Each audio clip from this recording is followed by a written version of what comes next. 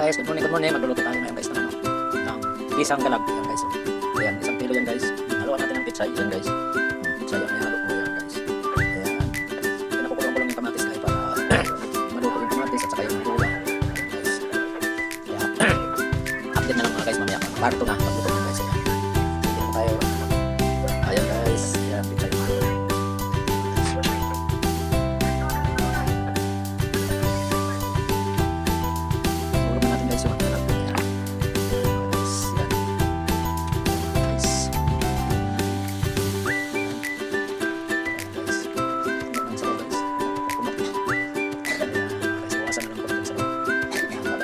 Guys, ang ano, pato.